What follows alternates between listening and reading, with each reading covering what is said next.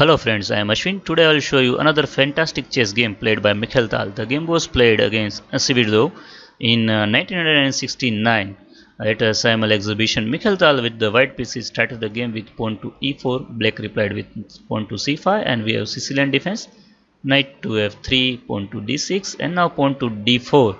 So pawn capture d4, knight capture d4, and we have open Sicilian where black played this knight to f6 attacking e4, knight to c3, and now pawn to g6, a dragon variation on the board. Bishop to e3 was played, and here we all know that knight to g4 would be a big mistake because bishop to b5 check wins the material. So after bishop e3, black first played this bishop to g7. This makes some room for his king on f8, and therefore this knight to g4 is a threat now. So pawn to f3 was played to stop this knight to g4, and knight to c6 was played, queen to d2, bishop d7, and now Tal went for long castle, and here comes this queen to f5. King to b1 was played, and this is a prophylactic move which protects this a2 and also allows this knight to d5 where this queen capture queen is not a check. So I will show you one variation why this move is a bit tricky. Say black castles here, knight capture on c6, bishop capture c6, and now knight to d5 where queen capture queen is not a check. This allows white to prepare this knight capture e7 in between move, and after king to h8 white can just play rook capture d2 where white is having just extra pawn and plus a good position. So after king to b1, this rook to c8 was played, pawn to g4, pawn to h6, and this only helps Mikhail Tal in launching his pawn storm. Anyways, after g4, a good move for black would be just to castle or even to play this knight capture on d4, bishop capture d4, and bishop to e6 with an idea of this rook capture knight on c3 followed by queen capture on a2 check, and this queen to a1 with an idea of checkmate. But anyways, after g4 we have this h6.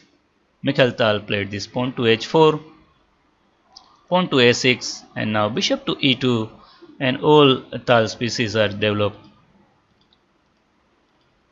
And this rook is also, participate into the attack because this pressurized this h file in case of black went for castle.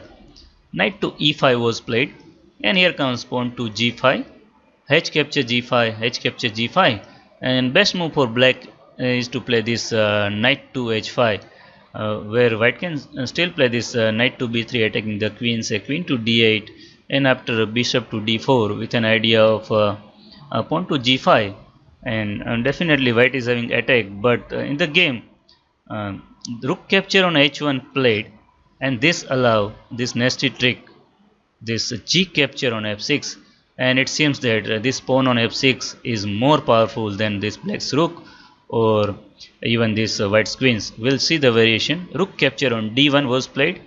It is a check, so we cannot just take the bishop on g7, but here Mikhail Tal prepares this knight capture on d1 which releases an attack against black's queen. So black is having no time to capture this pawn on f6.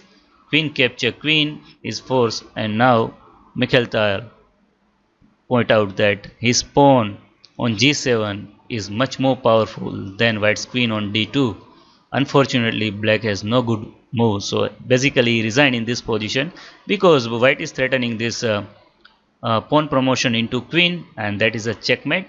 So the only good move is to play this bishop on e6 or on c6 and say bishop to c6, then comes this pawn promotion into queen, it's a check, king to d7, and now queen capture rook, it's a check, so say king capture on c8, and now bishop capture on d2, and white is having two extra minor piece.